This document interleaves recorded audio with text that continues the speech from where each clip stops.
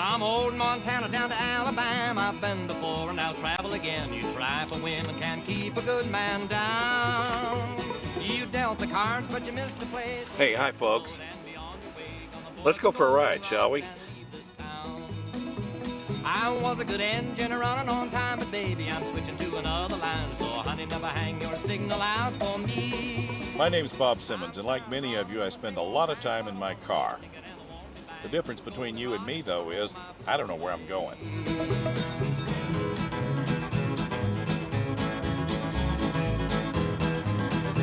Time now to go to the Bamberger Ranch. We're going to go see what environmentalism in action looks like as we go visit the work of J. David Bamberger, the retired fried chicken rancher. A man who seems to know what he wants out of this life. Okie dokie. Oh boy, this drought is bad. Mr. Steer got out of the way. Oh, there he goes. Run away.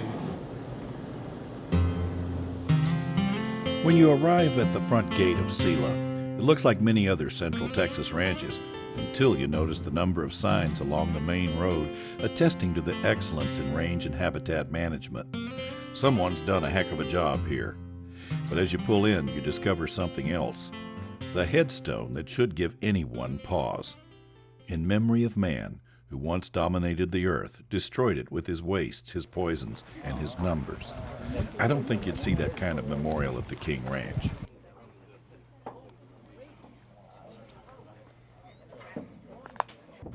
It's tour day at Sela, and I hadn't been there 5 minutes before they had me on the bus. I was in their clutches, and we were not going to be let go until they'd taught us a thing or two. How we went from 48 species of birds to 216 or 217, whatever we're at now, we're kind of losing count. It's easy. It's wildlife management. It's very easy. You provide the habitat, you'll have the critters. Mr. Bamberger bought the place. He had pretty much a monoculture, one habitat type. Well, we didn't have very many critters, and the critters that were here were kind of poor. Through his restorations, now we have 4 distinct habitat types. We still have the forest, we have the grass. Those are our two largest habitat types. But we also have aquatic, and also the edge habitat. And that's you read any book about wildlife management, you go to any class about it, they will tell you that edge habitat, which is that transition between one habitat type and another, and the broader that transition is, the more edge habitat you'll have. That's a lot of your animals rely on that edge habitat. If you live in Central Texas, there are chances that you've heard of David Bamberger's ranch. But it's only by coming here that you can realize it is more than a ranch. Sela is here as a demonstration, even a remonstration about land use, whether it's for farming, ranching, or urban purposes. You can't be here for more than a few minutes without learning something. It's what David Bamberger calls people ranching. What is people ranching? It's what you think it is. It's a wonderful little phrase that David Bamberger made up. Coined it for ecotourism, basically. Yeah. It's the same thing as ecotourism, except for it's coined by Mr. Bamberger. We have a modified cattle trailer that we take you around in. We're herding you from one pasture to another. Exactly. Yes. So who is David Bamberger? And why has he devoted his life and his fortune to people ranching, also known as raising the public's awareness about the environment? What makes him run? When the Endangered Species Act was passed, that was in 1972 or 3, I began to see the paranoia, I call it, that came from the landowner, and paranoia that came from the biologist, the environmentalist. And the landowner was saying, this is a government attempt to take away our land and our private property. And on the other side of the coin, the biologists and the environmentalists would say, oh, you mustn't destroy that habitat, that cedar tree, because it's the golden cheek warbler, that endangered bird needs it. And so these two sides of these issues were beginning to, they're at war. So much so that we had 2 killings in Texas back then over environmental and endangered species issues. One was a Texas Parks and Wildlife employee. So it was pretty serious. I owned land on the Guadalupe River. And it was so bad that landowners were shooting holes in the canoes of canoeists that were canoeing the river. I ended up getting the Parks and Wildlife Department to take that piece of land and make it into a state park, which is now the Guadalupe River State Park. I believe so strongly that we need to set land aside while we have the opportunity to set it aside. You know, you can put a new roof on the Alamo Dome. You can put new tires on a tour bus. But when you lose a species, there's no replacement. It'll take another heaven and another earth forever to ever have the opportunity to see that species again. And I have a kind of a weird belief, and a lot of people laugh at me, but I happen to believe that I'm related to the leaves on that tree, to the birds that fly, to every living thing, whether it be plant or animal, in a mysterious way that scientists and biologists will never have that answer. I think every time we lose a species, we're coming closer and closer to us being the endangered species. So when I dedicated my life, at that time in my life, I had an epiphany, I guess you call it. Inside of me, I had seen what was happening here, and I was witnessing what was happening around, and I said, you know, I'm too old to go back into being an activist and tying myself to a bulldozer blade or a tree or something, but I'm going to dedicate the rest of my life, and I'm going to dedicate this 5,500 acres to environmental education and conservation and research in regard to such matters. And dedicated he has. Everywhere you look on the ranch is in some small way instructive. Grass that grows lush, springs that seep water even in a drought, rare and endangered species like the oryx, even a bat cave with 250,000 Mexican free-tailed bats that consume vast amounts of pest insects like moths and mosquitoes. Selah draws visitors from all over, and not surprisingly, some of the visitors are other landowners.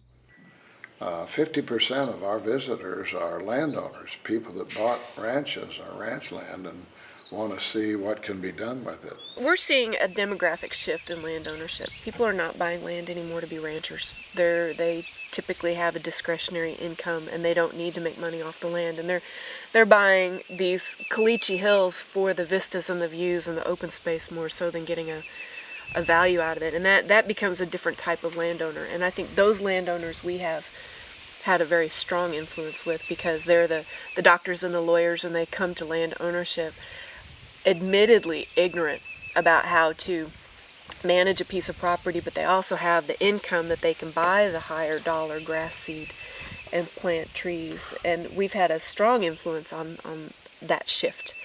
The older folks, the people that are still ranchers, they're still, scraping by. They're scraping making by. a They don't living. have the money, and They don't have the means to go about habitat restoration and proper land management. So you really can't blame them. But one of the good things about brush clearing, the state-funded brush clearing programs, is that it Cost-sharing helps program. those folks that don't have the discretionary income to. So I think that's a very positive use of tax dollars that help our watersheds. It's helping the older ranchers that don't have the kind of money to be able to just go out and clear cedar and plant grasses at a high dollar rate. If there's one message that is uttered again and again at Selah, it's that much of what is called range or land management or habitat restoration centers around one thing: water and water management. Stephen Fulton and Colleen Gardner sit us down and show us how the land is grown out of balance by man's encouraging the proliferation of opportunistic plants. The number one culprit being the purple-berried ash juniper, or the Texas cedar, as it is known in these parts. The rain machine demonstrates. On the right side is a sample of land covered with native grasses. On the left side, a sample with little grass, but that is covered by a canopy of cedar. As the rain falls on the samples below, we quickly see how water on the grasses is slowly diffused and filtered into the topsoil. Clear water slowly runs into the jug. On the left side, a virtual flood of topsoil-bearing water runs from under the cedar, filling the jar with dirt, mulch, and water. Water that in nature would quickly run to a river and downstream. Your best grass growing under mesquite. We've had less than 3 inches of rain since September 19th of last year. And yet here we are on the Bamberger Ranch, and this lake seems remarkably full. All because of grass. It's this grass right here that helps to preserve this topsoil and help conserve the amount of water which actually is held by the ground underneath. I needed water. I drilled 7 wells, 500 foot deep, but I never got a drop of water. 2.5 years after I began habitat restoration, the first little seep showed up on the side of one of these hills. It was in July, and we couldn't figure out what was green on the back of that hill. We've worked our way up there, there's no roads to get to it, and discovered a seep that was seeping out of the side of the hill. We came back the next day with picks and shovels and crowbars, and we had to carry all that stuff about a half a mile up the hills. We dug and picked and made a hole, I'm going to say about 24 inches square. We came back a day later and that hole was filled with crystal clear, cool water. So that was the beginning. That was the most incentivizing thing that ever happened to me. Now, what had you changed that made that seep appear? Excellent question. Excellent question. The removal of a lot of woody species. Now, the main woody species, it was the ash juniper, which the locals are commonly called cedar. But it isn't the only one, and it is a little bit disquieting to me sometimes when I'm quoted as having got rid of all the cedar and that made water come back. That has an element of truth, but it's not it. We removed the cedar from the tops and the sides, but we had to replace it as quickly as possible with grass. Grass is the key. It's the greatest conservation tool there is, grass. It is inexpensive, it comes and goes to work quick, and it does a lot of things, but the main thing it does, when you have rain on grass, the top of the grass gets the water and then it goes down through the stems, but underneath the surface of grass, there's just as much root system as there is showing on top. Sela is a place that talks to you as you explore it. An exhibit shows you dozens of species of grass that grow well in the Texas climate. Purple top, lovegrass, tall grama, seep muhly, switchgrass. Along the trail by the lake are a dizzying array of native trees identified and labeled. When you leave Sela, you feel like you've just taken a month's worth of botany and biology.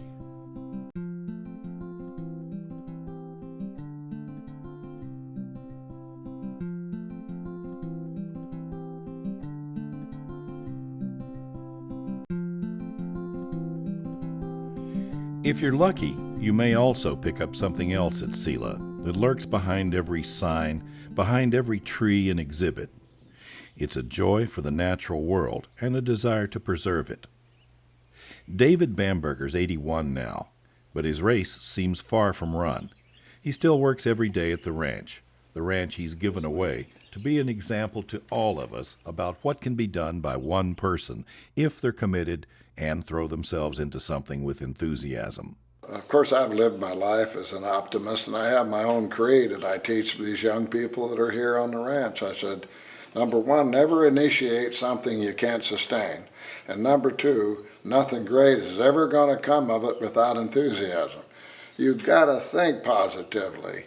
And I teach it all the time. No, we can't shake the world and shape the world from any spot where any of us humans live, but we can shape an area around us. If that area is just a subdivision home or 5,500 acres or the neighbors around it, everyone can do some little contribution that can help Mother Nature or save this planet. Sheila and David Bamberger. Check their website for a visitor schedule. You'll be glad you did. And so we leave Sheila behind and drive a few short miles down some back roads to arrive in Johnson City, Texas, home of the official Lyndon Johnson history industry.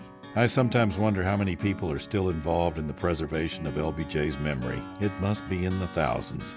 Oh well, there it is, the boyhood home of an ambitious politician, the jewel in the crown of the LBJ legend machine.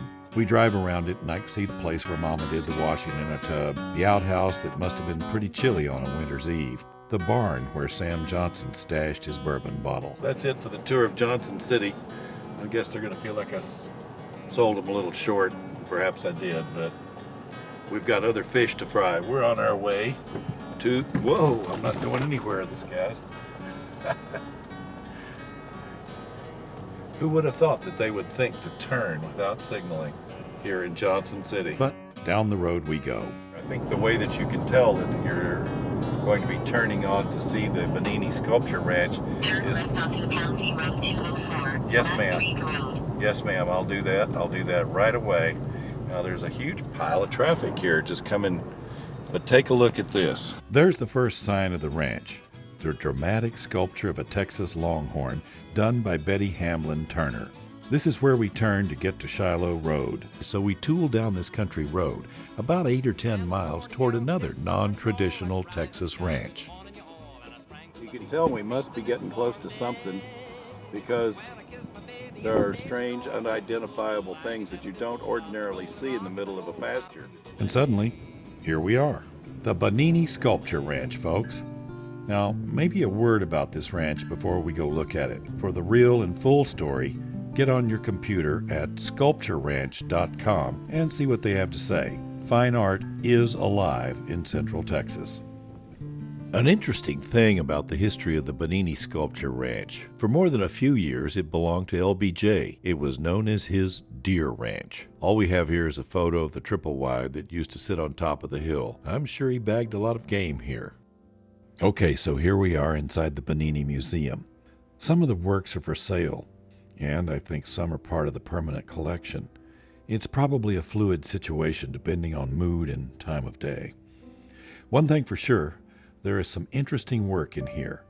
Benini's paintings have a severe, hard-edged aesthetic. They remind me of some of the great works of people like Robert Indiana or Kandinsky or even Mondrian. But he uses paint that looks like car enamel more than oil. I remember some of these shades on hot rods and dragsters from my past. The work is exacting and precise, and obviously requires a great deal of skill and technique. I have a feeling Benini excelled in geometry in primary school.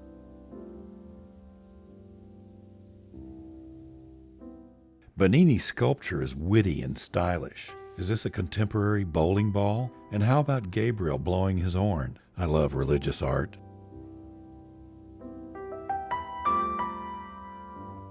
The Beninis were really sweet to me, so I hope this review doesn't seem too flip. But that's just the kind of person I am.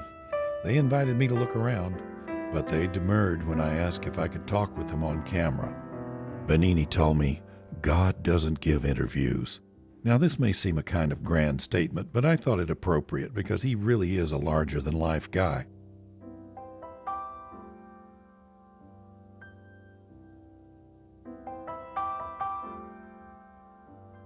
So we go outside to the ranch itself, where there are the works of dozens of artists on display. There's really some fabulous work out here. It's obvious even to a Philistine like me. They loaned me their golf cart to drive around. I told you they were nice. I'm going to take you on a little tour now to take a look at what some of these things look like when the sun is hitting them just right. In North Carolina, they make things like this. They call them whirligigs, but they're usually made out of old tractor parts, not stainless steel.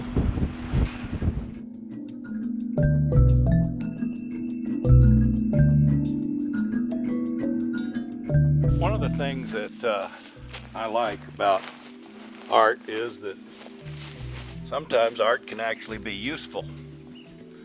This is called The Throne. What do you think? Hi, folks. You are absolved. You're absolved. In Pax Vobiscum.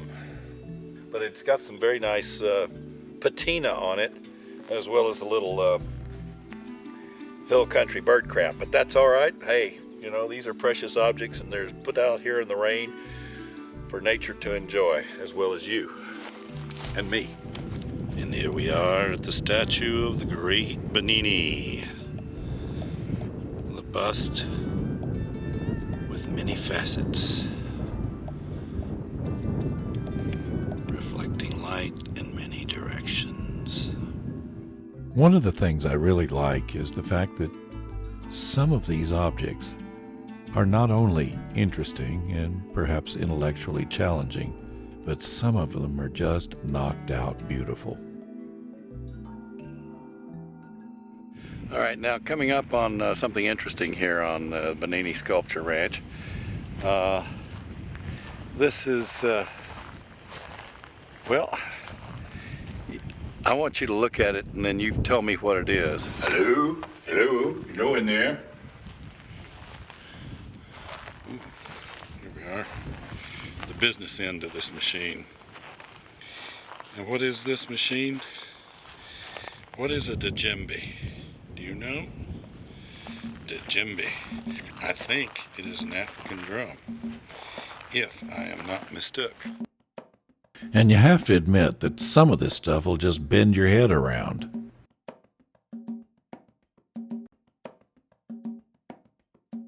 Dum, dum, dum, dum, dum. Dum, dum, dum, dum, dum, dum, dum. Look at it. Oh my. Well, now that's art.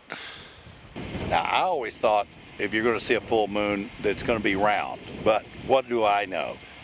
These are not Legos, and that is not the moon. That is art.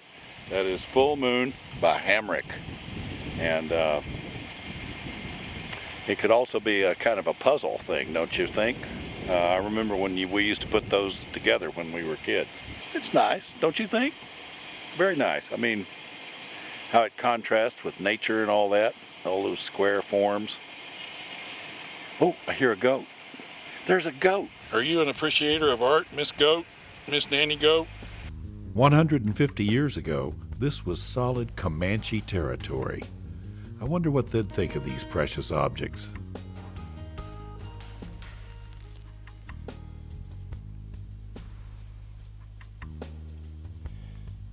One of these days, the druids that started working on this boat are going to be back to finish it.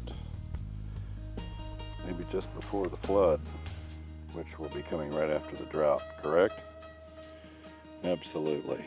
You know, there's such a thing that's called high art and low art, and I have to admit that I'm kind of drawn to low art, as a matter of fact, and nothing like a merry-go-round to bring out the low art in something.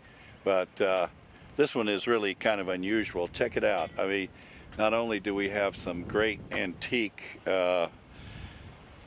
hobby horses and sewing machines and drill presses and various and sundry other things, tricycles, but we also have a great assortment up there on the top of the animal heads, the skulls from all kinds of sheep, no doubt, probably Barbados, and then we got a few, no longhorns, but we got a deer head.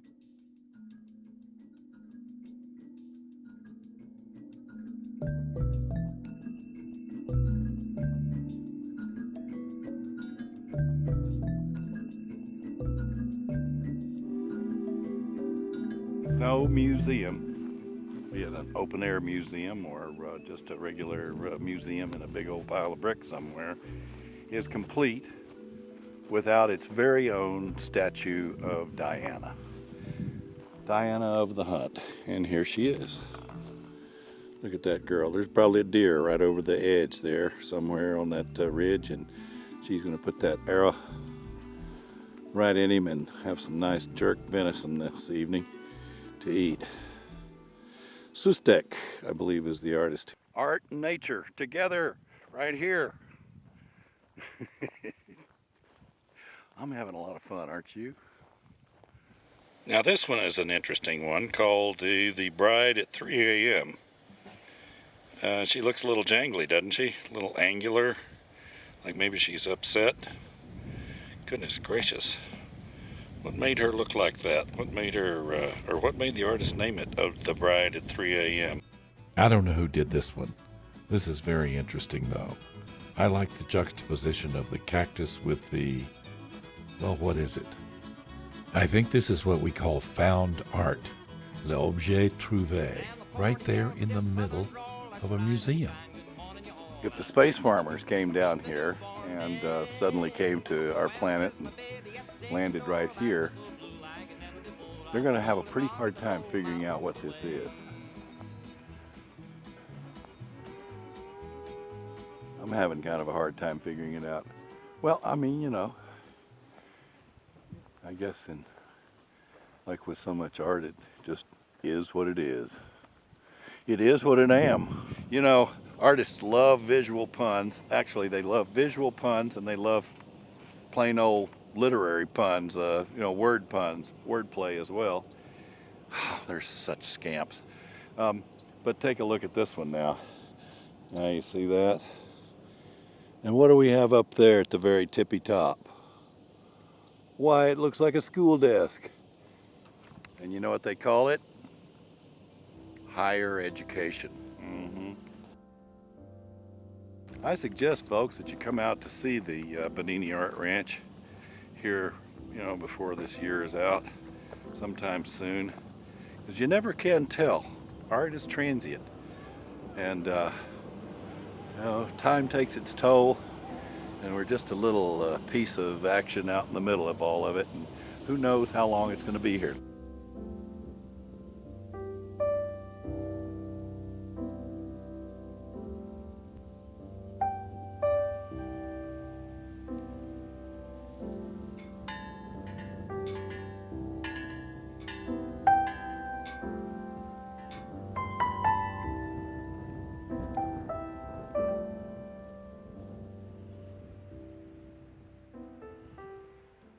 From old Montana down to Alabama, I've been before and I'll travel again. You try for women, can't keep a good man down.